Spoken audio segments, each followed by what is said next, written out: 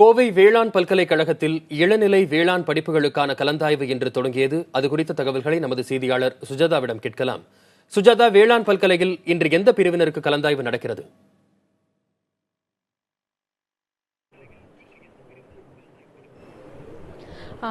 தமிழ்நாடு வேளாண் பல்கலைக்கழகத்தின் கீழ் உள்ள 14 உறுப்பு மற்றும் 21 இணைப்பு கல்லூரிகள் உள்ளது. இந்த கல்லூரிகளில் உள்ள 13 இளநிலை மற்றும் இளம் தொழில்நுட்ப பட்டப்படிப்புகளுக்கான கலந்தாய்வானது இன்று முதல் கோவையில் உள்ள தமிழ்நாடு வேளாண் பல்கலைக்கழகத்தில் துவங்கியுள்ளது. இதற்காக, அதாவது இன்றைய நாளை பொறுத்தவரை இன்று சிறப்பு பிரிவினருக்கான கலந்தாய்வானது நடைபெற உள்ளது. இதில் மொத்தம் 32 இடங்கள் உள்ளது. அதற்காக 838 மாணவர்கள் இந்த சிறப்பு பிரிவினருக்காக கலந்தாய்வு விண்ணப்பித்திருந்தனர். இதில் இன்றைய தினத்தை பொறுத்தவரை 75 மாணவர்கள் இன்றைய கலந்தாய்வுக்காக அழைக்கப்பட்டுள்ளனர். தற்பொழுது கலந்தாய்வானது துவங்கி நடைபெற்று வருகிறது. கலந்தாய்வில் கலந்து கொண்ட மாணவர்களுக்கு கோவை வேளாண் பல்கலைக்கழகத்தின் துணைவேந்தர் ராமசாமி அவர்களுக்கான இடஒதுக்கீட்டிற்கான சான்றிதழ்களை வழங்கினார். கடந்த ஆண்டை ஒப்பிடும் பொழுது இந்த ஆண்டு விண்ணப்பித்தவர்களின், அதாவது வேளாண் படிப்புகளுக்காக விண்ணப்பித்தவர்களின் எண்ணிக்கை என்பது அதிகமாக உள்ளது. அதாவது கோவை வேளாண் பல்கலைக்கழகத்தின் கீழ் உள்ள கல்லூரிகளில் மொத்தம் 2820 இடங்கள் உள்ளது. இதற்காக இந்த ஆண்டு மட்டும் 49,030 மாணவர்கள் இந்த ஆண்டு விண்ணப்பித்துள்ளனர்.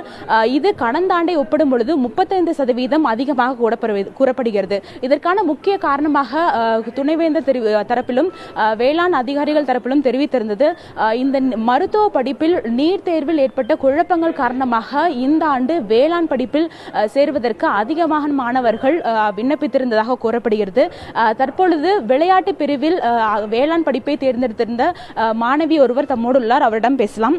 இப்போ என்ன படிப்புல நீங்க சூஸ் பண்ணிருக்கீங்க? நீட் தேர்வு நீங்க எழுதியிருக்கீங்களா? ஆல்ரெடி நான் எழுதியிருக்கேன். முதல்ல என் பேர் தாமரை செல்வி. நான் நீட் தேர்வு எழுதியிருக்கேன். பட் அது வந்து ரொம்ப குழப்பமாக இருக்கிறதுனால வந்து அதை நம்ப முடியாது. அதனால வந்து அக்ரி இது பண்ணியிருக்கேன். அக்ரியில் கொஞ்சம் ஸ்கோப் நிறையவே இருக்குது.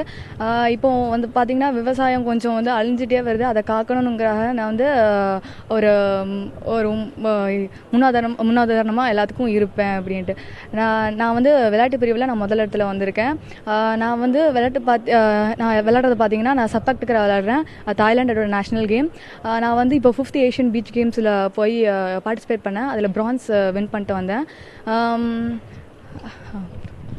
இவரை போன்ற பல மாணவர்கள் வந்து நீட் தேர்வு எழுதியும் தனக்கு மருத்துவ படிப்பில் சீட் கிடைக்குமோ என்ற எண்ணத்தின் காரணமாக இந்த வேளாண் படிப்பில் இவர்கள் சேர்ந்துள்ளனர்.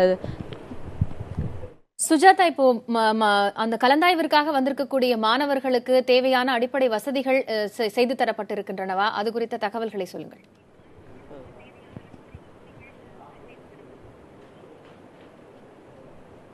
இங்கு ஏராளமான மாணவர்கள் கோவை தமிழ்நாடு வேளாண் பல்கலைக்கழகத்தில் கலந்தாய்வுக்காக வர இருப்பதன் காரணமாக இங்கு பெற்றோர்களின் வசதிக்காகவும் மாணவர்களின் வசதிக்காகவும் ஆங்காங்கே அடிப்படை வசதிகள் செய்து தரப்பட்டுள்ளது.